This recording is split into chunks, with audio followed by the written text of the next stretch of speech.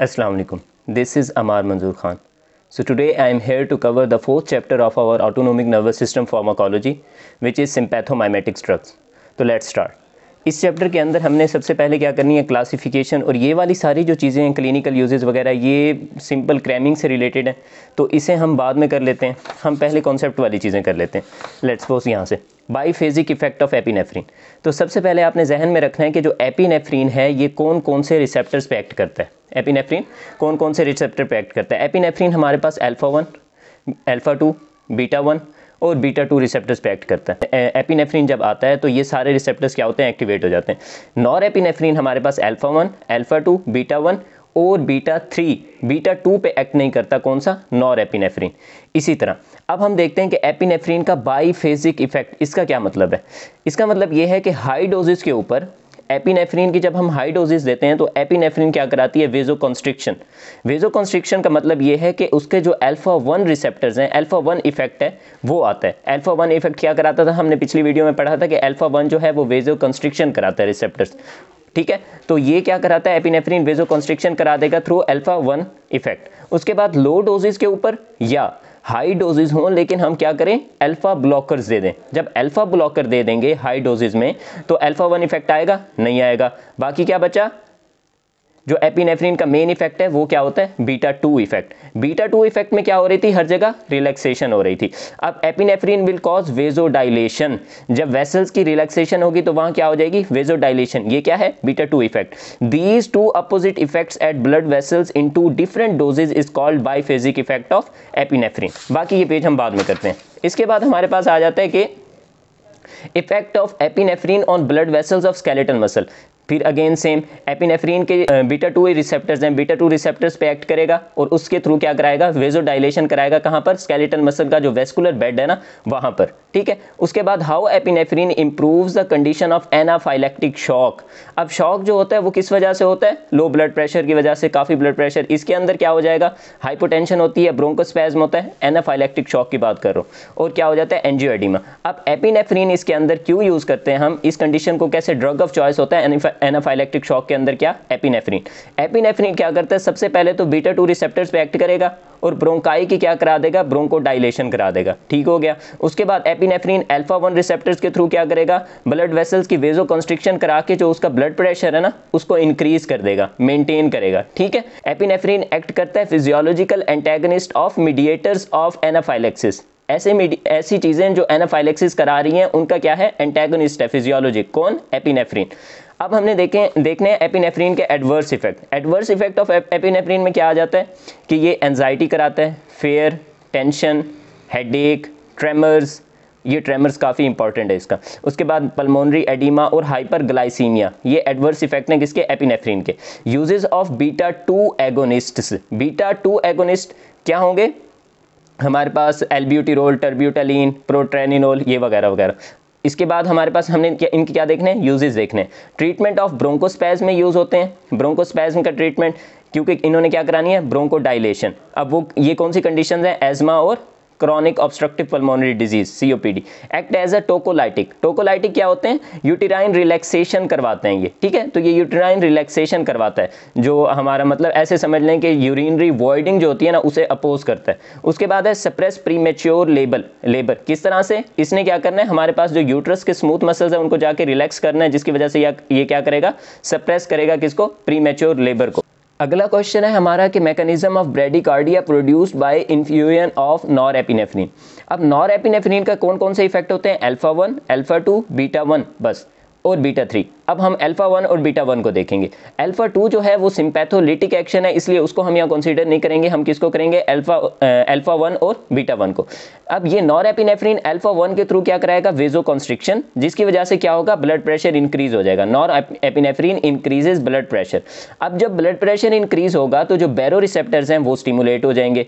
वो स्टिमुलेट होंगे जिसकी वजह से क्या होगा, राइज इन वेगल एक्टिविटी। ठीक है, जो वेगस रिस्पॉन्स है वो इंक्रीज होगा। जब वो इंक्रीज होता है तो हमारे पास क्या होता है, जो पैरासिम्पैथेटिक एक्टिविटी है वो बढ़ती है, जिसकी वजह से क्या होगा, ब्रेडिकार्डिया प्रोड्यूस हो जाएगा। ये वही सीन है, रिफ्लेक्स ब्रेडिकार्डिया। टैकीकार्डिया हुआ, उसकी वजह से क्या हो गया, रिफ्लेक्स ब्रेडिकार्डिया। ठीक है, ये किसकी वजह से होता है, बैरो रिसेप्टर्स की वजह से होता है। इसके बाद हमारे पास क्या आ गए हैं, pharmacological basis of dopamine cardiogenic shock. बहुत इंपॉर्टेंट क्वेश्चन है, अब तक आई थिंक जो भी हमने पढ़े हैं काफ़ी ज़्यादा रिपीट हुए क्वेश्चन है और बहुत इंपॉर्टेंट क्वेश्चन है। अब ये वाला जो कार्डियोजेनिक शॉक के अंदर हम डोपामिन को क्यों यूज़ करते हैं, ठीक है, और काफ़ी शॉक्स के अंदर हम डोपामिन को ही प्रेफर करते हैं, क्यों करते हैं, इस वजह से क्योंकि डोपामिन हमें काफ़ी सारे इफेक्ट दे रही होती है। क्या, पहले वो ब्लड प्रेशर को राइज करेगी, मतलब ब्लड प्रेशर को बढ़ाएगी। किस तरह से कि बीटा 1 जो उसके रिसेप्टर्स है ना, ठीक है, जो उसके बीटा 1 रिसेप्टर्स हैं वो हार्ट के ऊपर होते हैं ना, जब बीटा 1 रिसेप्टर एक्टिवेट होंगे तो क्या होगी, कार्डिक आउटपुट इंक्रीज हो जाएगी, ठीक है, कार्डिक आउटपुट इंक्रीज होगी, कार्डिक कॉन्ट्रैक्टिलिटी बढ़ेगी और ये सारी चीज़ें, मतलब हार्ट की आउटपुट बढ़ जाएगी हमारी। अब ये हो गया। उसके बाद अल्फा 1 रिसेप्टर्स के थ्रू इसने क्या किया, ब्लड वेसल को कॉन्स्ट्रिक्ट करा दिया, जिसकी वजह से ब्लड प्रेशर बढ़ गया और क्या हुआ, टोटल पेरिफेरल रेजिस्टेंस क्या हो गई, इंक्रीज हो गई। इन दो काम के अलावा ये दो काम जो है वो हमारे पास और चीज़ें भी करती हैं, ठीक है, नॉरएपिनेफ्रिन वगैरह भी। इन दो कामों के अलावा ये काम करता है डोपामिन कि ये इनहेंसेस परफ्यूजन ऑफ किडनीज, ठीक है, मतलब किडनीज की तरफ ब्लड फ्लो को बढ़ा देता है, किडनीज की तरफ, और दूसरे जो हमारे विसराज होते हैं, संप्लांकनिक एरियाज होते हैं, उनकी तरफ किसको बढ़ा देता है, ये ब्लड फ्लो को बढ़ा देता है, जिसकी वजह से ये रीनल फंक्शन को मेंटेन करता है, ठीक है। एक तो बॉडी पहले से शॉक में है, फिर ये ना हो कि फिर उसकी किडनी भी फेलियर में चली जाए, तो इस वजह से हम क्या यूज़ करते हैं, डोपामिन यूज़ करते हैं। That's why dopamine is use in cardiogenic shock. उसके बाद why dopamine is given as intravenous infusion. Intravenous infusion क्यों देते हैं, क्योंकि इसका जो हमारे पास मेटाबॉलिज्म होता है डोपामिन का वो काफ़ी रैपिड होता है, इस वजह से हम उसे डायरेक्ट इंट्रावीनस यूज़ करते हैं। Dose dependent action of dopamine on CVS same है, वो क्या है कि लो डोजेज के ऊपर डोपामिन ने क्या करना है, स्टिमुलेटरी इफेक्ट देना है, किसके ऊपर, बीटा 1 रिसेप्टर्स के ऊपर, ठीक है, बीटा 1 रिसेप्टर्स के ऊपर ये स्टिमुलेटरी इफेक्ट देगी, जिसकी वजह से क्या होगा, पॉजिटिव आइनोट्रोपिक। आइनोट्रोपिक का मतलब होता है कॉन्ट्रैक्टिलिटी, पॉजिटिव का मतलब increase in contractility is called positive inotropic action and positive chronotropic action. Positive chronotropic action क्या होता है हमारे पास, increase in heart rate. Positive chronotropic action क्या होता है, इंक्रीज इन हार्ट रेट, ठीक है। एट वेरी हाई डोजेज, काफी हाई डोजेज के ऊपर ये अल्फा 1 रिसेप्टर्स को भी एक्टिवेट कर देता है। लो डोजेज के ऊपर क्या करेगा, डोपामिन सिर्फ बीटा 1 रिसेप्टर को एक्टिवेट करेगा, जो पॉजिटिव आइनोट्रोपिक और पॉजिटिव क्रोनोट्रोपिक एक्शन देंगे। हाई डोजेज के ऊपर अल्फा 1 रिसेप्टर्स को भी एक्टिवेट करेगा, जिसकी वजह से क्या हो जाएगी, वेजोकॉन्स्ट्रिक्शन, ठीक है, on vasculature which result in vasoconstriction. इसके बाद हमने क्या करना है, ये हमने कर लिया।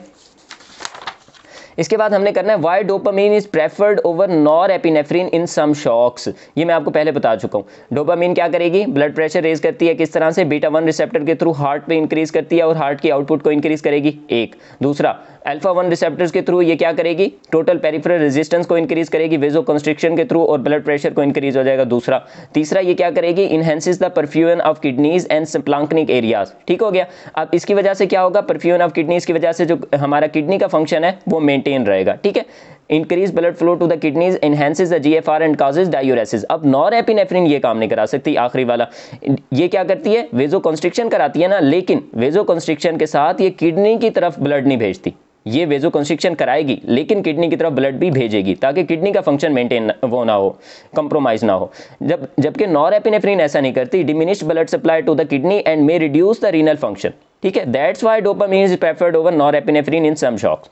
उसके बाद है हमारे पास therapeutic uses of clonidine. Clonidine क्या होता है, हमारे पास अल्फा 2 एगोनिस्ट होता है। अब जो अल्फा क्लोनिडीन क्या होता है, क्लोनिडीन सेंट्रली एक्ट करता है हमारे पास ब्रेन में, ठीक है, सेंट्रल नर्वस सिस्टम पे एक्ट करता है। और हमने क्या पढ़ा था, जो अल्फा 2 होते हैं वो इनहिबिट करते हैं किसका, न्यूरोट्रांसमीटर रिलीज।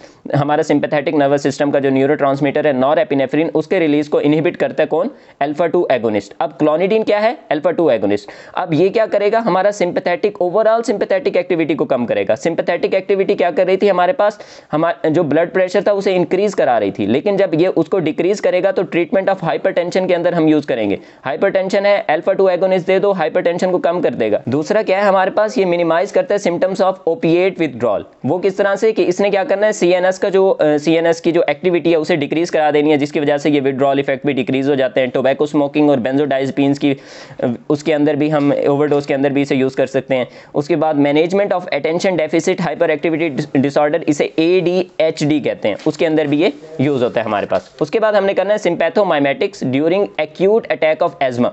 अच्छा, अब एज्मा के अंदर ना हम शॉर्ट एक्टिंग सिंपैथोमाइमेटिक्स भी देते हैं और लॉन्ग एक्टिंग सिंपैथोमाइमेटिक्स भी देते हैं।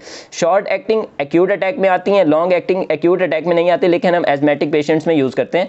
एल्ब्यूटिरोल, मेटाप्रोटेरिनोल और उसके बाद टर्ब्यूटालिन, ये तीनों किस में यूज होती है हमारे पास? एस्मा के अंदर। ये जब हम एस्मा वाला चैप्टर पढ़ेंगे, सीओपीडी वाला रेस्पिरेटरी फार्माकोलॉजी करेंगे, तब हम इन्हें तफसील से पढ़ेंगे।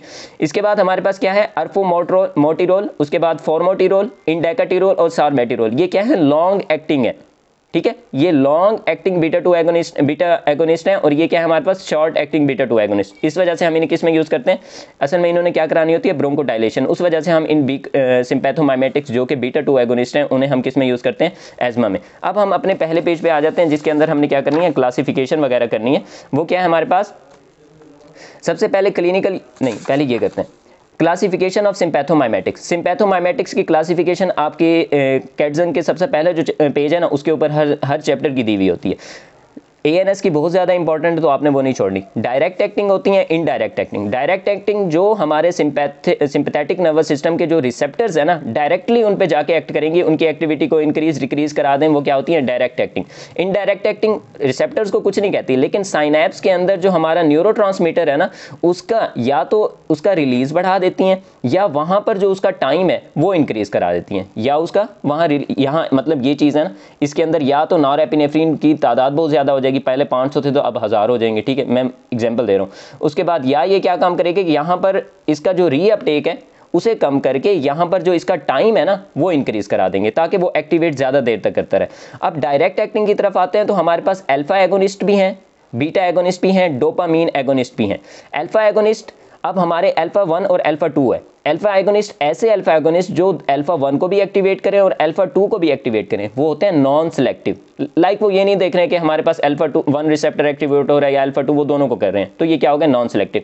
अब कुछ ऐसे एगोनिस्ट हैं जो सिर्फ अल्फा 1 को क्या करते हैं? एक्टिवेट करते हैं। कुछ ऐसे हैं जो अल्फा 2 को, अल्फा 1 सेलेक्टिव और अल्फा 2 सेलेक्टिव। नॉन सेलेक्टिव के अंदर हमारे पास नॉरएपिनेफ्रिन आ गया, अल्फा 1 सेलेक्टिव के अंदर हमारे पास फिनाइलेफ्रिन आ जाता है, और अल्फा 2 सेलेक्टिव के अंदर हमारे पास क्लोनिडीन आ जाता है। बीटा एगोनिस्ट उसी तरह से नॉन सेलेक्टिव जो बीटा 1 और बीटा 2 को एक्टिवेट कर रहे हैं, नॉन सेलेक्टिव है। बीटा 1 को अलग से करेगा तो बीटा 1 सेलेक्टिव, बीटा 2 को अलग से करेगा तो बीटा 2 सेलेक्टिव।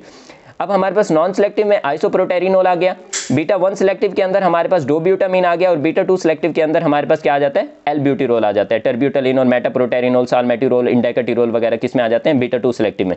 डोपामीन एगोनिस्ट में एक तो हमारे पास डोपामीन खुद आ जाता है, और दूसरा क्या आ जाता है? फिनोल डोपैम, जो कि D1 एगोनिस्ट है, ठीक है। इनडायरेक्ट एक्टिंग हमारे पास क्या है? रिलीजर्स है और रीअपटेक इनहिबिटर्स है। रिलीजर्स मैं आपको पहले बता चुका हूं, जो उसका नॉरएपिनेफ्रिन का रिलीज है साइनैप्स के अंदर, उसको इंक्रीज करा देंगे। और रीअपटेक इनहिबिटर क्या है कि उसका जो नॉरएपिनेफ्रिन ट्रांसपोर्टर्स होते हैं, जो हमारे प्री साइनेप्टिक टर्मिनल पे लगे हुए होते हैं, जो नॉरएपिनेफ्रिन को वापस उसमें ले जाते हैं प्री साइनेप्टिक टर्मिनल में, उसको क्या करा देंगे? इनहिबिट करा देते हैं। अब जो रिलीजर्स हैं वो हमारे पास क्या है? एम्फेटामिन, और रीअपटेक इनहिबिटर्स क्या है? कोकेन वगैरह। उसके बाद हमारे पास है मिक्स्ड एडिनर्जिक एगोनिस्ट। मिक्स, इसका क्या मतलब है कि इन्होंने डायरेक्ट इफेक्ट भी देने हैं, इनडायरेक्ट इफेक्ट भी देने हैं। ये हमारे पास है एफिड्रीन हो गया और सूडोएफिड्रीन हो गया। इसके बाद हमने करने हैं क्लिनिकल यूजेस ऑफ सिंपैथोमाइमेटिक्स। इनके क्लिनिकल यूजेस क्या होते हैं? ऑर्थोस्टैटिक हाइपोटेंशन के अंदर हम मिडोड्रीन को यूज करते हैं, ये अल्फा 1 एगोनिस्ट है, ठीक है। ऑर्थोस्टैटिक हाइपोटेंशन के अंदर हम इसे क्यों यूज करेंगे? ऑर्थोस्टैटिक हाइपोटेंशन का मतलब होता है पोस्चरल हाइपोटेंशन। लाइक आप बैठे हुए हैं, आप खड़े हुए हैं, तो आपका ब्लड बीपी फौरन फॉल कर गया, ठीक है। हाइपोटेंशन का मतलब यही होता है, बीपी फॉल कर जाना। तो आपने क्या करना है? उसे अल्फा 1 एगोनिस्ट दे देना है, जो क्या कराएगा? वेजोकंस्ट्रिक्शन कराएगा, जिसकी वजह से क्या होगा? बीपी मैनेज कर जाएगा।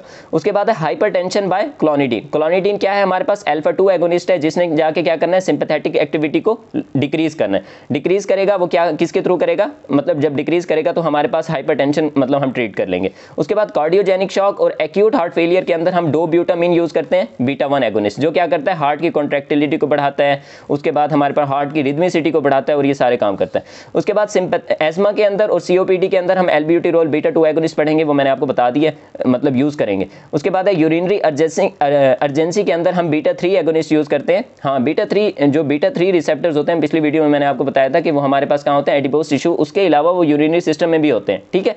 तो उनको ये क्या करेगा, उनका एगोनिस्ट क्या करेगा, यूरिनरी अर्जेंसी को भी हम ट्रीट कर सकते हैं। उसके बाद हमारे पास है हाइपरटेंसिव इमरजेंसी बाय फिनोल डोपैम।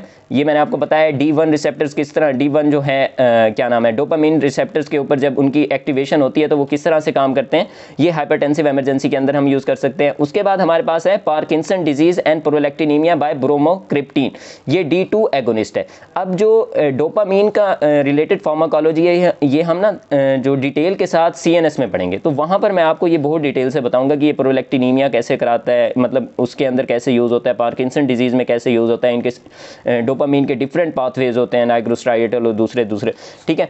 अब ये हम बाद में पढ़ेंगे। इसके बाद हमारे पास आ जाते हैं क्लिनिकल यूजेस ऑफ कैटिकोलामीन्स। अच्छा, इसके अंदर जो है कैटिकोलामीन्स भी हैं, नॉन कैटिकोलामीन्स भी हैं। अब कैटिकोलामीन्स कौन कौन से होते हैं हमारे पास, एफिनेफ्रिन, नॉरेपिनेफ्रिन, आइसोप्रोटेरिनोल, डोपामीन और डोब्यूटामीन, ये हमारे पास कैटिकोलामीन्स हैं। अब कैटिकोलामीन नॉन कैटिकोलामीन का डिफरेंस इतना इंपॉर्टेंट नहीं है, लाइक कभी आया ही नहीं है, तो इस वजह से हम उसे स्किप कर रहे हैं। बस आप सिंपल यही याद कर लेंगे कैटिकोलामीन्स हमारे पास ये वाले हैं। एपिनेफ्रिन हमारे पास क्या कॉज कराता है, क्लिनिकल यूजेस देखने हमने। एपिनेफ्रिन क्या कराएगा, हाँ क्लिनिकल यूज़ करना है, कराएगा नहीं, मतलब इस कंडीशन में यूज़ होगा। एपिनेफ्रिन ब्रोंकोस्पैज में यूज़ होगा, ब्रोंकोडाइलेशन करा देगा। उसके बाद एनाफाइलेक्टिक शॉक के अंदर किस तरह यूज़ होता है मैं आपको बता चुका हूँ। कार्डियक अरेस्ट के अंदर यूज़ होता है। उसके बाद हमारे पास किस में, कार्डियक एक्टिविटी बढ़ा देता है ना। उसके बाद हमारे पास लोकल एनेस्थीसिया के तौर पर यूज़ होता है, इंट्राओकुलर सर्जरी के अंदर यूज़ होता है। उसके बाद हमारे पास नॉरेपिनेफ्रिन सेप्टिक शॉक्स में यूज़ होता है। आइसोप्रोटेरिनोल एक कार्डियक स्टिमुलेंट है, क्योंकि ये β1 को भी एक्टिवेट कर रहा है और β2 को भी एक्टिवेट कर रहा है। उसके बाद डोपामीन जो है कार्डियोजेनिक शॉक के अंदर, सेप्टिक शॉक के अंदर, शॉक्स के अंदर हमने कहा था डोपामीन हम ज़्यादा यूज़ करते हैं, प्रेफर करते हैं। सेप्टिक शॉक के अंदर ट्रीटमेंट ऑफ हाइपोटेंशन के अंदर, उसके बाद हम सीवियर हार्ट फेलियर के अंदर, और उसके बाद हम ट्रीटमेंट ऑफ ब्लड प्रेशर के अंदर। इनके अंदर हम किसको यूज़ कर रहे हैं, डोपामीन को। डोब्यूटामीन हम to increase cardiac output in acute heart failures के अंदर हम डोब्यूटामीन यूज़ कर रहे हैं। This concludes our chapter. कोई भी आपकी क्यूरी हो तो आप पूछ सकते हैं। इसके बाद हमारा सिर्फ एक चैप्टर रह गया, ये वाला एड्रीनोसेप्टर ब्लॉकर्स, इंशाल्लाह वो हम कल करेंगे। Thanks for watching.